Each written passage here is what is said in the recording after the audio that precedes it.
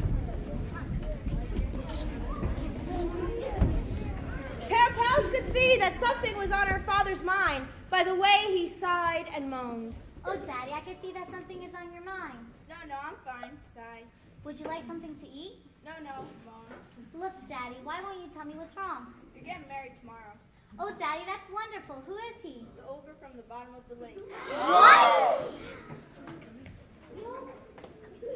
He's coming tomorrow at 10. I'll die first. There was nothing I could do. I know. I'll run away to my sister who lives on the high cliff. Hi! Hi, sis. I'm coming to visit you. That's great. How's Dad? Hi, hon. Hi, Daddy. I'll be there tomorrow. That's great. I'll put on the samovar. Bye. So Pampash and her father worked on a disguise. They dressed her in her father's clothes, and they dressed her in her father's cap. And last but not least, they made a false beard and mustache to hide her face. Okay, now run as fast as you can. Don't laugh, don't smile, you give the whole thing away. By then it was morning. They could hear the sound of the ogre's heavy footsteps approaching.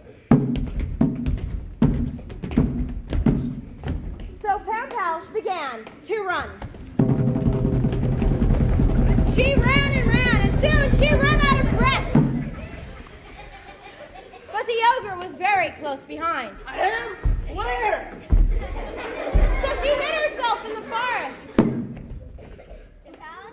I don't know anyone. He's barking up the wrong tree. Don't know what you're talking about. Nope, haven't seen her. And when the ogre was gone, Pampash began to run again. Come on. She ran and ran. Along the way, she saw a group of women on their way to Pampash's wedding, singing the wedding song. As silly as they can, please. Bowing to the bride, the beautiful bride with the silver teeth and face, as lovely as the moon. Pampash almost smiled. No! Pampash almost laughed. No! Pampash almost gave everything away. No! But then, she didn't. Pampash ran on.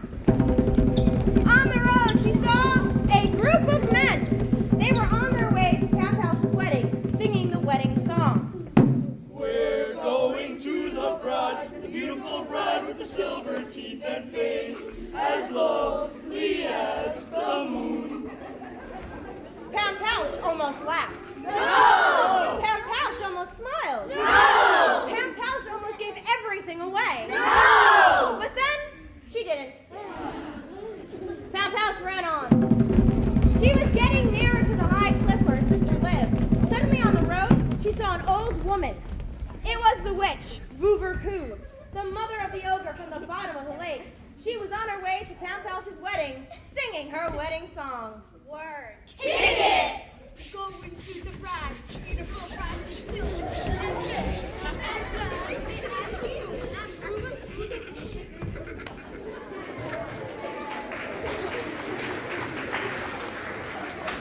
Pampash almost laughed. No! Pampash almost smiled. No! Pampash almost gave the whole thing away. No! But then, well, she did.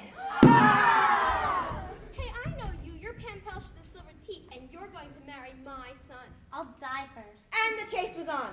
Pampash ran and ran with Vuverku close behind. At last, she hid herself in the forest. Pampash, I don't know anyone with that name. You're the second person who's barking up the wrong tree. I still don't know what you're talking about. Nope, haven't seen her. When Vuverku had moved on, Pampash finally reached the high cliff where her sister lived. Hi.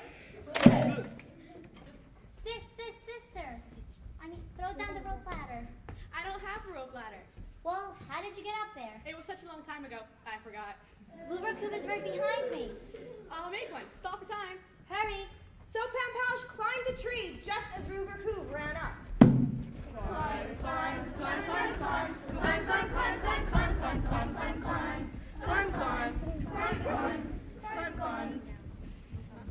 Aha, you think that will stop me? Just you wait, see. So she knocked out one of her teeth.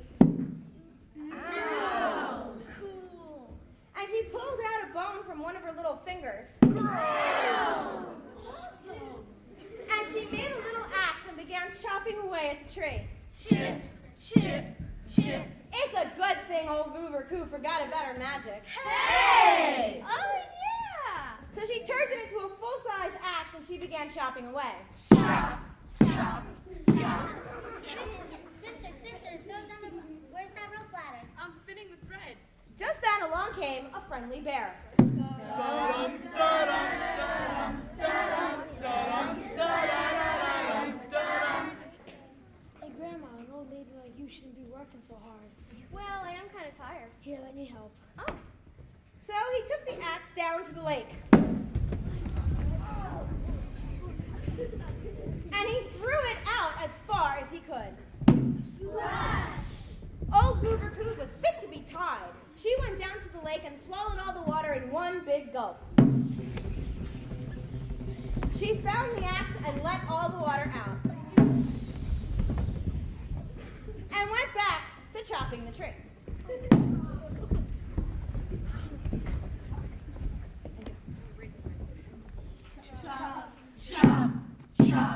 Just then, along came the sly fox.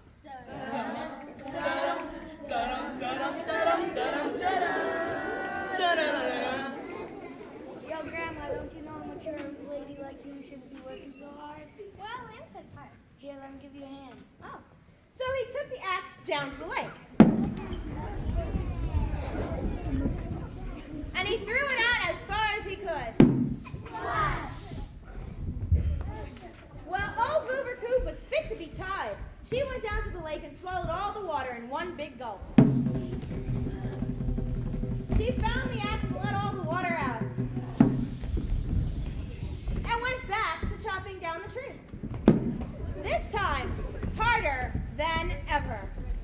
Chop, chop, chop. She was almost through. I'm finished. throw it down. Pound Pouch caught the end of the ladder just as the tree was about to fall. Timber! So Pound Pouch began to climb with Hoover Coop close behind.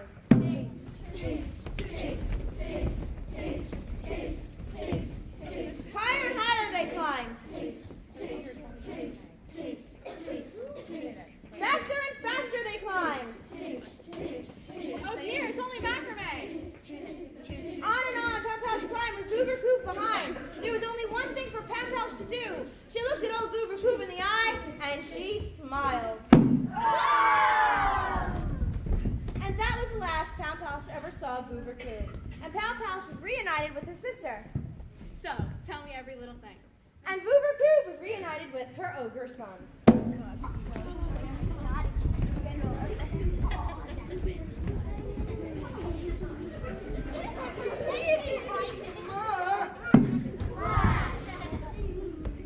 After all I've done for you. And this is the thing you give me. And that's the end.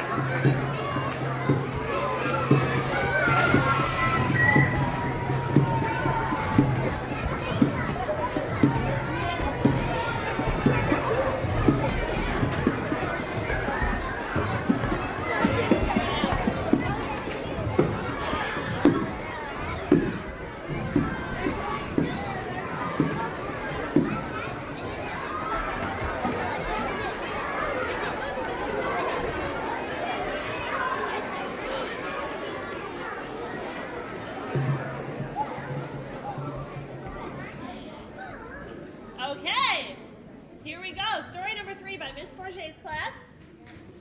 Our story is a comedy, and it comes from Iceland, and it is called Half a Kingdom. Once upon a time, the people were poor and cold and hungry. Unfortunately, none of this bothered the king. One day, the king was confronted by Prince Liney, who was always a champion of the people. Dad, you have to do something. About what? The people, they're poor. Poor. And cold. Cold. And they have no bread to eat. They have no bread? Let's go eat cake. You're heartless. You're naive. You're cruel. You're so young. You're so old. Enough of this, young man. That's it. Go to your room. Go to my room. No, I'm going out to the world to make my own fortune. Fine, leave my kingdom and I'll never back my drug rich again. Fine, I'm out of here. Fine, then go. Fine. Fine. And so Prince Liney quit his father's kingdom and went out to find his own way in the world. No! We gotta get on with the story. Far and wide, he rode in search of adventure. And one day, he came face to face with a dragon. 1, 2, 3. Oh! 1, 2, 3. Ow! 1, 2, 3. Oh! Well, it took you long enough. He rescued a damsel in distress. And one day, he found himself outside the Forest Perilous.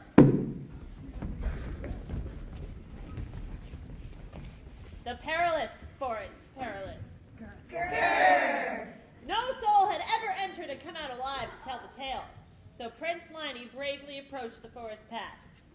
I don't want to go. Suddenly he was in the forest. A mysterious fog rose up and was all around him. Fog, fog, fog, fog, fog, fog. Prince Liney vanished. Fog. When the king heard the news, he was shocked.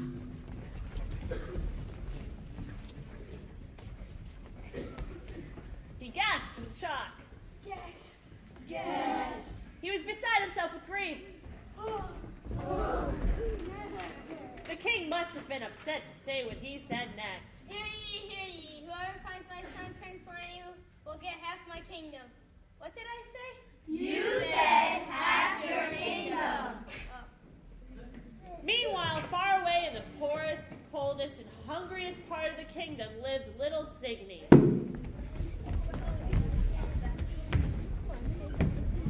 She lived all alone on her frozen farm.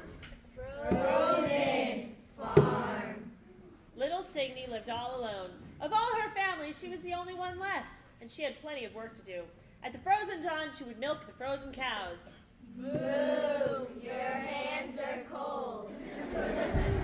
And she fed the frozen chickens.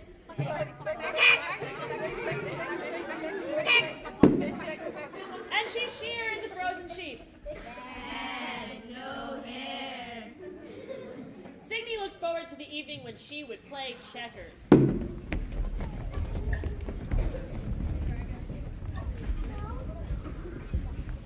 And since there was no one else to play with, she became quite good at it. She had many close and exciting games. She felt it helped and improved her mind and helped her to think. Ha, ha, ha. Good move. Ha, ha, ha. Better move. Ha, ha, ha. That's game. King me. One day, a search party from the king stopped by Signy's farm.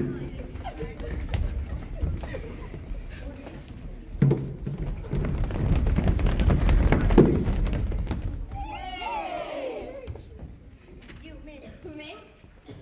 We are looking for Prince Liney. Is he lost? Of course he's lost. Why else would we be looking for him?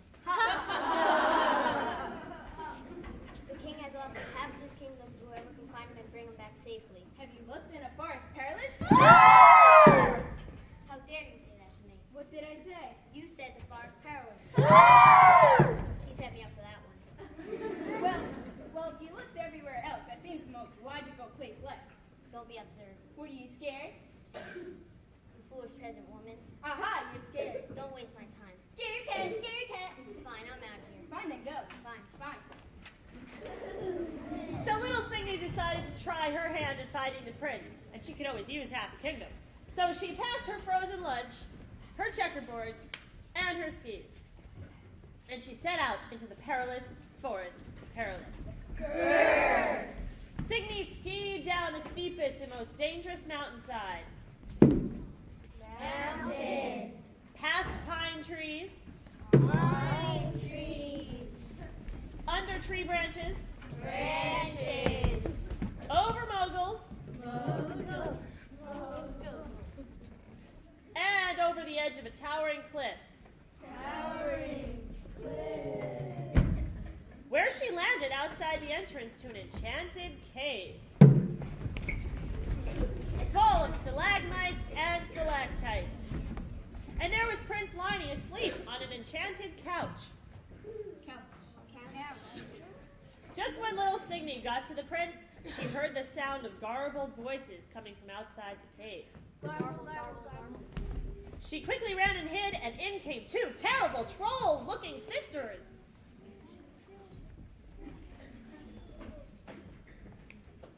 You're so big, you're so strong, and so soft, and so handsome. And you're going to marry me. No, he's going to marry me. No, me. No, me.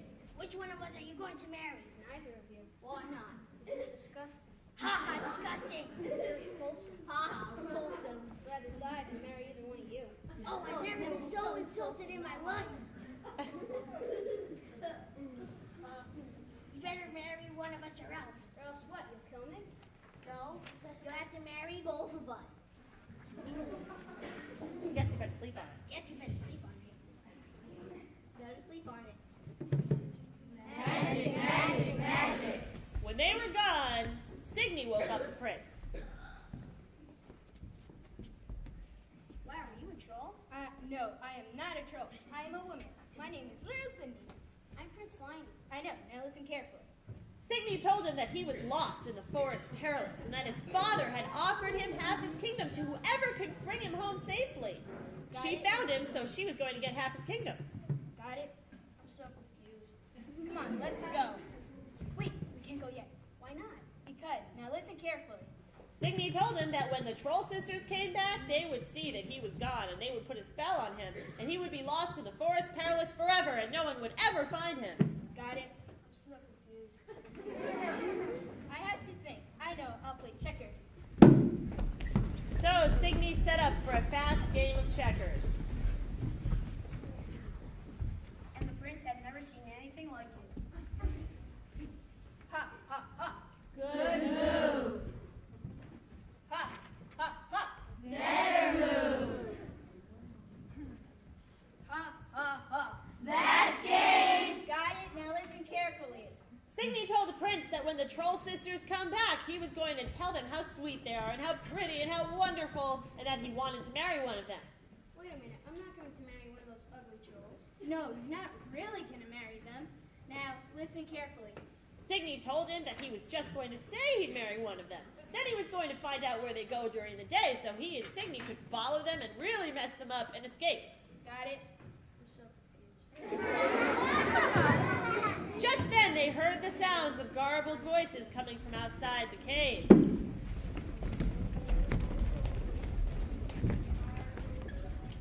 Garble, gargle. Marble, marble. The prince pretended to be asleep, and in came the two troll sisters.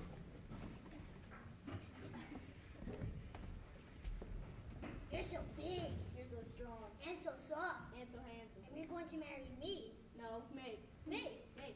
Girls, girls, girls, ladies, please. I've been thinking about this whole marriage thing, and I would like to marry both of you. I just can't pick. I dream about you. I dream about where you go in the daytime. Where do you go in the daytime? Oh no, we can't tell you. I guess you don't like me enough then. Oh no, should we tell him? Well, during the day, we go to this big forest, and we play catch with this big giant egg. And I throw it to her, and I catch it, and I throw it to her, and I catch it. That's it? Yeah. Sounds like fun. What happens if you drop the egg? Oh, No. We never drop the egg. Never, never. But theoretically, what happens if you do drop the egg? Oh, theoretically. If we drop the egg, it will break into 100,000 pieces on the ground. And this big giant frog will come and eat us up forever. Well, I have a big decision to make, so I better sleep on it. Yeah, better sleep on it. Magic, magic, magic. When they were gone, Signy woke up the prince. And off went little Signy and Prince Liney to find the two troll sisters in the forest. They hunted for hours until they heard the sounds of trollish laughter. And there in the clearing in the woods were the two troll sisters playing catch with a gigantic golden egg in front of a hedge. Ready? Ready. Ready? Ready. Hey, are you any good with a slingshot? Sure, give it a Prince Liney aimed the slingshot and shot, and he missed the egg. Ow, you hit me in the head. I did not. Yes, you did. The egg. You almost dropped it. I did not. Prince Liney aimed and shot it again, and he missed again. Ow! You hit me right in the head. No, I didn't. You did. The egg. You almost dropped the egg. No, I didn't. Finally, Signy grabbed the slingshot. Give me that. She aimed, shot, and the egg was shattered. Just then a fog rose up and flew all around the troll sisters. Fog, fog, fog, fog, fog, fog, fog. And they were never to be seen again. Fog. Later, back at the palace, the king waited for news of his son. Just then, the doors swung open, and in came little Signy and the prince. Papa back. The king was shocked and delighted. What a shock. I'm so delighted. Wait, Dad, this is Cindy. She's the one who rescued me. Now you owe her half your kingdom. Half my kingdom. Did I say that? Yes, you did. Now we can get married. Whoa, no one said anything about marriage. What do you mean? Is it related all these close stories? Wait a minute. What's up with my son? He's young, he's brave, he's noble, and he's strong. Well, he's young anyway. I don't know. I had to think about it. I know. I'll play checkers. Checkers? I haven't played checkers in years. Oh, no. I don't need you. Relax, Dad. You gotta see this. And little Signy set up her trusty checkerboard.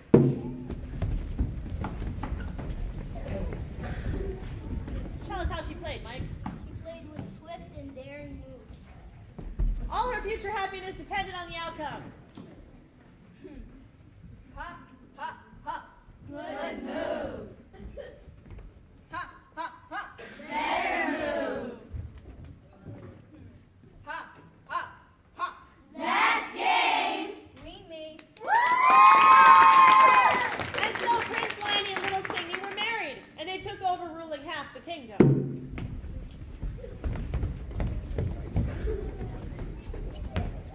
In their half of the kingdom, no one was ever poor.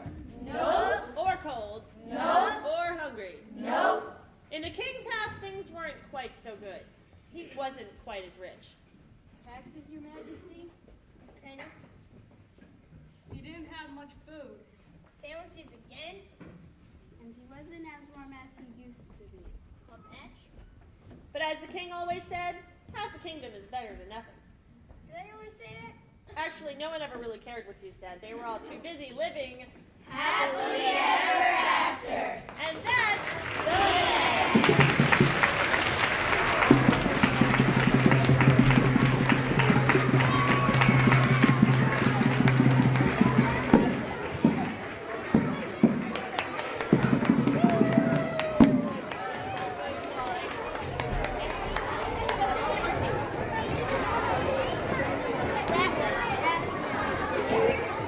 That was it now.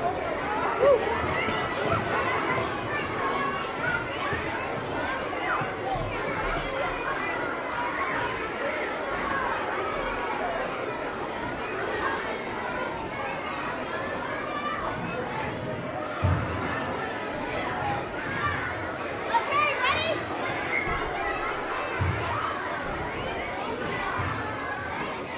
I do this for everybody you want?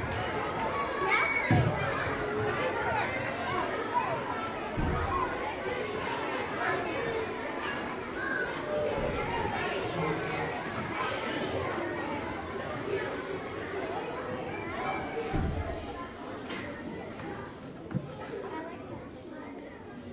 And now for our grand finale, I'd like to invite Mr. B's class to the stage.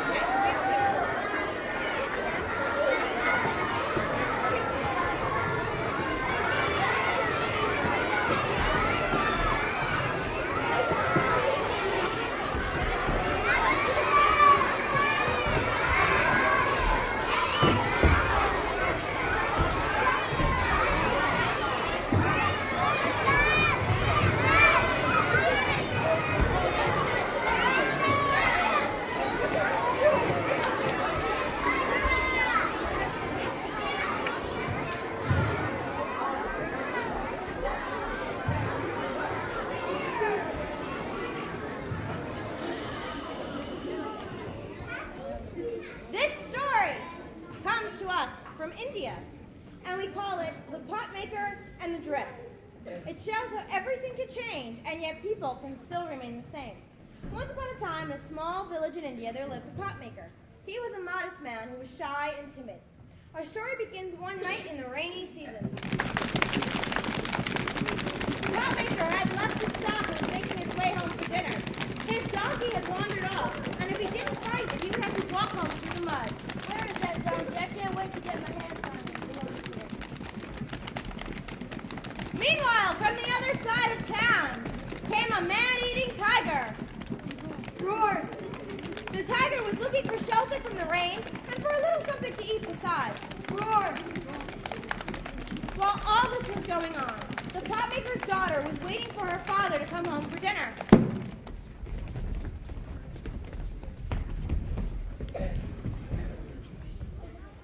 She was reading a romance novel.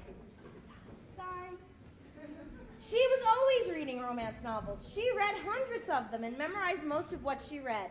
The one she was reading tonight was particularly exciting. It was called Purple Passion by the Ganges in the Moonlight. Sigh. The potmaker's daughter was at the part where the princess was about to discover that the footman was really the duke in disguise who was married to his own half-sister when the roof sprang a leak and the rain began to drip in. Drip, splash, drip, splash, drip, splash. Oh no, what a time for this to happen. Right about this time, the tiger passed by the window and heard what the daughter was saying. Oh, you terrible Jip, I'd rather have a lion or a rhino or an elephant or even a man-eating tiger than you. Well, the tiger had never heard of a terrible drip before. He thought it was a new kind of animal, and if it was worse than a man-eating tiger, it must be very terrible indeed. Sounds scary. Just then, the daughter began to move the furniture away from the drip. She was very annoyed. She knocked over the rocking chair. Rocking chair, She knocked over the dresser. Dresser. drawers. The tiger heard all the noise and thought the terrible drip must be tearing the house down. He got very scared and tried to run away. But the streets were so confusing that he didn't know which way to turn. Just then the potmaker was coming down the street. He could see a sheep up ahead. Now it was dark and rainy, and the potmaker was a little nearsighted. There you are, you foolish donkey. How dare you run away from me? The tiger thought the potmaker must be the terrible drip he had heard about. Looks like terrible drip to me. Hee-haw, hee-haw. So the tiger let the potmaker do whatever he wanted. The potmaker took the tiger and locked him in the barn. Then he went home to bed. The potmaker slept soundly all night, and when the sun came up, he was awakened by a great commotion outside the barn. All the people of the village had gathered to look at the terrible tiger the potmaker had captured. Daddy, why don't you tell me what you did? What? What happened? Is the house on fire? Did you fall down? No, the tiger. What tiger? Roar! Potter, is it true you captured this tiger? Did you do it yourself with your two bare hands? Tell us about it. Well, actually. Don't worry, never mind, Daddy, I'll tell them. So the daughter told them a tale about how it was a very dark and rainy night, and as her father was coming down the street, the man-eating tiger was waiting in the shadows. It leaped onto his back. Quick as a flash, her father threw it onto the ground. He punched in the nose. He punched in the nose again and again. He grabbed it by the tail, swung it around his head 3 times, and threw it in the barn. And that's how it happened. Really? Wow. Just like in the book I'm reading. Soon the rumor of the brave Potter reached all the way to the palace of the Raja.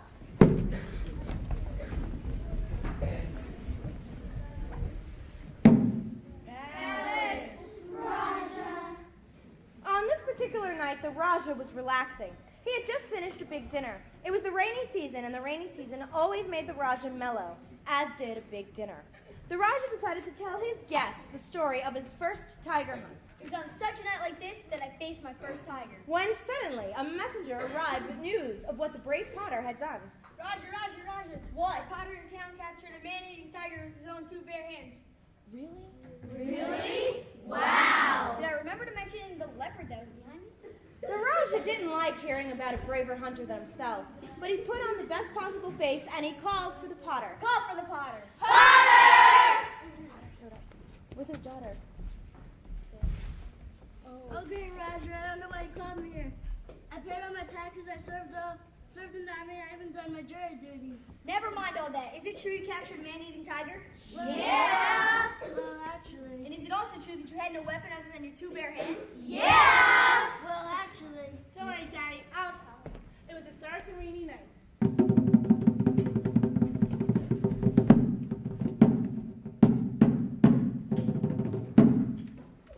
That was you? It was nothing, really. Well, as the Raj, it's my duty to reward civic virtue. Potter, you may name your reward.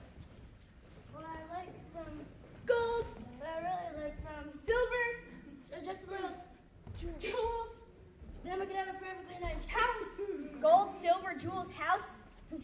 The Raja put on the best possible face and gave him all he asked for. So let it be written, so let it be done. The potter went home with a caravan of gold and jewels and silver. Gold and jewels and silver. Gold and jewels and silver.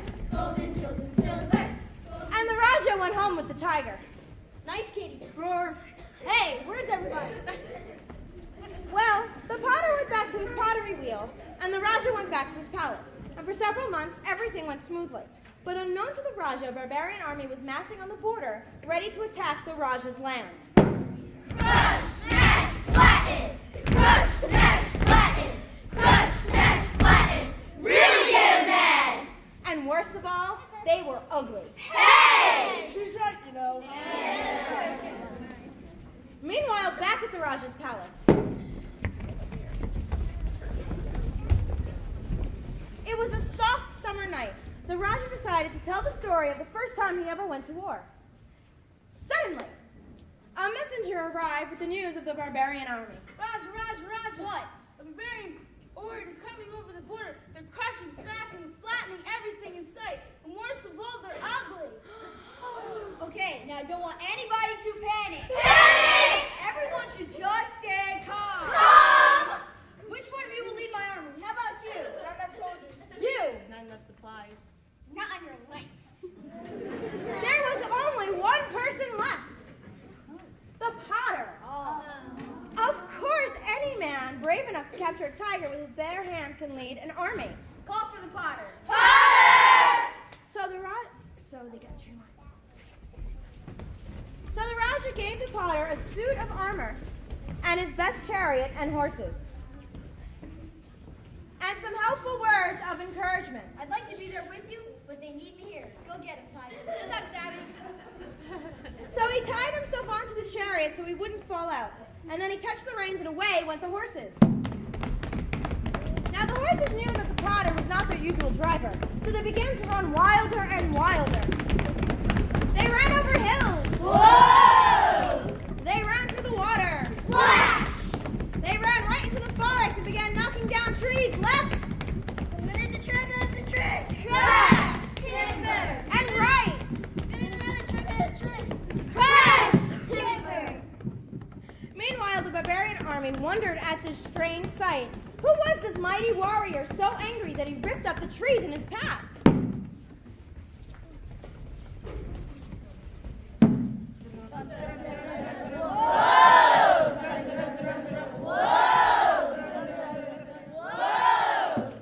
Suddenly, the barbarian army wasn't so eager to fight after all. I think we should talk about this.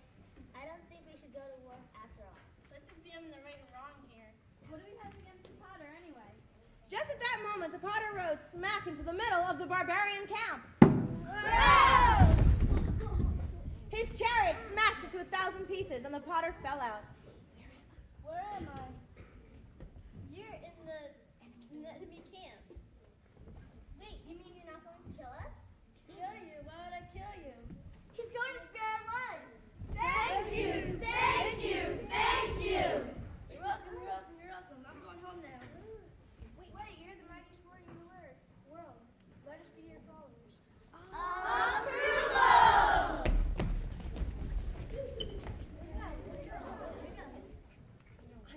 I'm no warrior, I'm just a potter.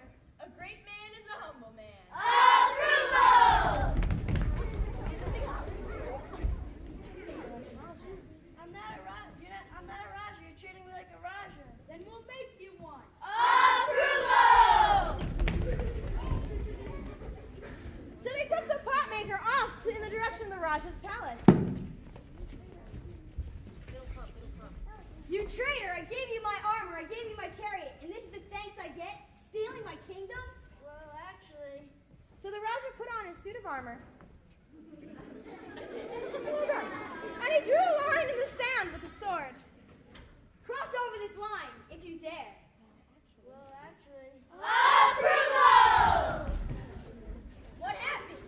So the potter became Raja, and what happened to the old Raja, no one seems to know.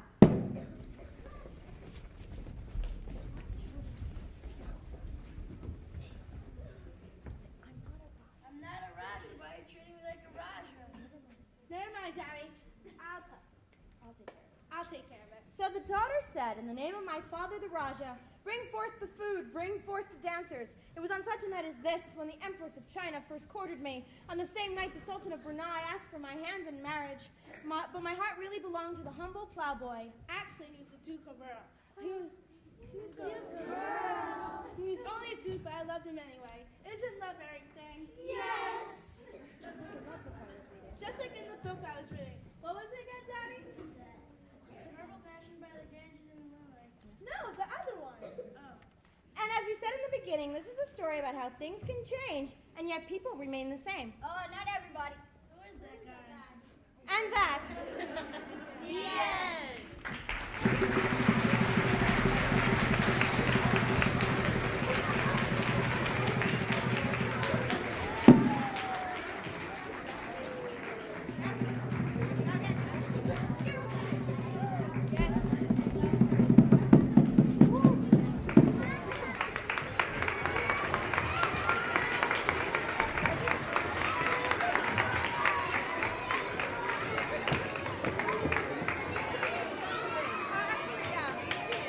I'll say something. Hey, you can finish it up. All right. Okay.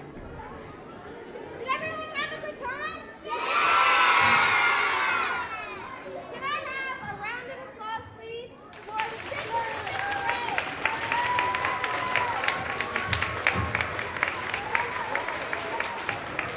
I did great. Great. Tell it.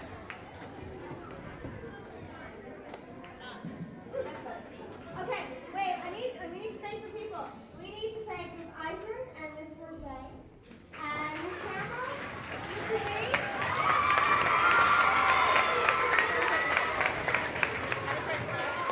Right, because they are just great teachers, and you guys are very lucky to have them. We'd also like to thank Mrs. Gaynor for being just the greatest principal in the whole wide world.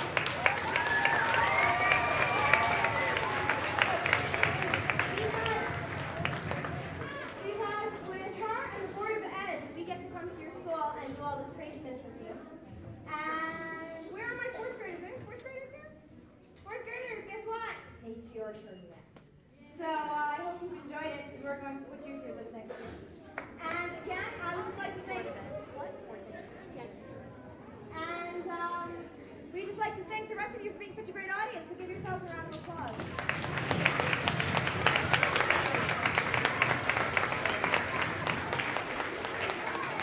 And I'm sorry to say, but that's all I've got. So thank you.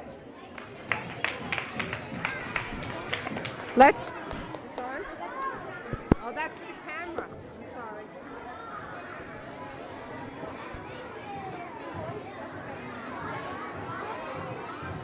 Okay, one more thing before we go. We have to thank Lauren and Tracy for all